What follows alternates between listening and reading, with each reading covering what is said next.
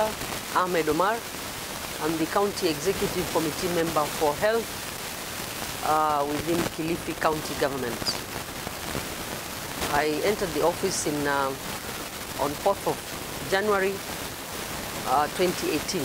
So I've been there now for 1 year and 4 months. In the area of adolescent, youth, sexual reproductive health, it's been a big challenge. That's the biggest population we have, the adolescent, the early adolescent, 10 to 14, and then 15 to 19, the late adolescent. All those are children going either to primary school or children who are in secondary school. So then we have the youth, that is from 2025. So we also have universities within Kilifi County.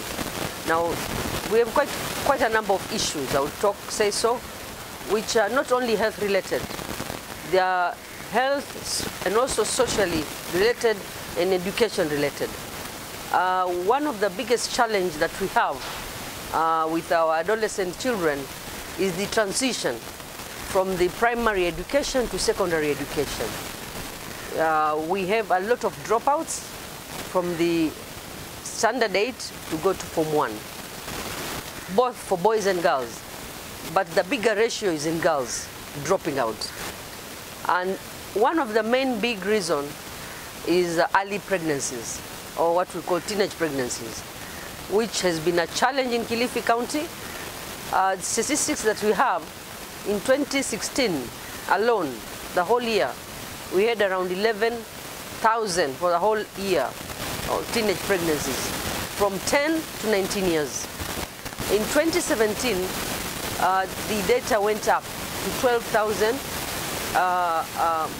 adolescents and youth dropping out from school. And then last year in 2018, the number increased again to 13,000.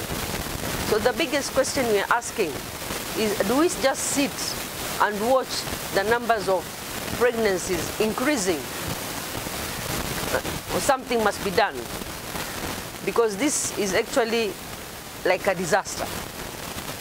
And as a county, His Excellency the Governor, Amason Jeffa Kingi, has actually called 3 departments. That is Department of Health, Department of Culture, Gender and Social Services, headed by CEC Honorable Maureen Mongovia, Department of Education, headed by CEC Professor Gabriel Katana, and we were tasked to come up with a task force that will address not only teenage pregnancies, but holistically all the issues and challenges that adolescents and youth face. And some of these challenges, apart from the teenage pregnancies, are, number 2 is also HIV/AIDS. Remember, once a girl gets pregnant, then they've been involved in unprotected sex.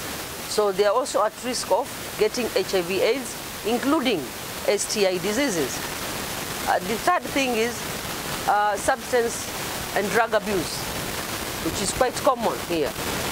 All sorts of drug abuse, from muguka to injecting drug users, yeah, to many other substances that they're using, alcohol also included. Then we have other various issues that we are seeing in our the youth community, mental related illness, yeah, and then issues of nutrition. So we want to holistically say, we want to look at this, both boy child and girl child, holistically, what are their issues. So we are going to, on 17th of December, 17th of April, that is next week, on Wednesday, we are going to launch our strategic plan for the next 5 years. We have worked with partners, including Safe Community and DSW, together with Liverpool, and we came up with a team. And since last year, around October, November, we are set to come up with a strategic plan for the next 5 years. And what are the interventions that we're going to put in? And we look at this youth or the adolescent child, so that we can provide them a conducive environment for them to be able to grow up and be able to be productive in the community. So apart from that, the strategic plan, there's also a task force on that day that will be, it's already set up and working on coming up with different activities, like a campaign for the next 3 months.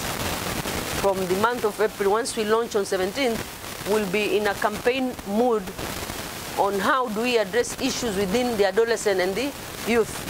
Issues of teenage pregnancies, issues of substance abuse, issues of HIV, and and this campaign we want to hit it hard on the ground, from the sub-county level to the locational level to the ward, the hotspots we have identified, and we are going to take those activities up to those areas where we are going to involve all the village elders, the nyumba kumi, the chiefs, the sub-chiefs, starting with the commissioner here, the deputy commissioners, yeah? And then the good thing is that we're also working with the partner Ministry of Education. Remember, county is taking care only of ECD. So the national government is still having the primary, secondary, and tertiary education. So we have been involving the national level, the Ministry of Education, and I think so far things are good, and we hope that with the project coming in, with safe communities, we will harmoniously work together with the strategic plan, because you are part and parcel of the formation of the strategic plan. Yeah, we also want to see, the end of the day, the task force should come up with a policy, like the national government SRH policy of 2015, to domesticate it in the context of Kilifi County. If we have these two things, the policy and the strategic plan, and then we accelerate the activities, and I think in the next 2 years or so, we should see teenage pregnancies reducing, progressively reducing, okay? It will be our dream, our vision to go to 0 teenage pregnancies, if it is achievable. But maybe that is a Herculean task, but we would want to ensure that they go down, our children remain in school, get focused, get good education. Yeah, from there we know that they are very active in the society, and they can contribute to the development of this Kilifi County. Thank you so much, Madam Waziri. And maybe today, as Safe Community launches this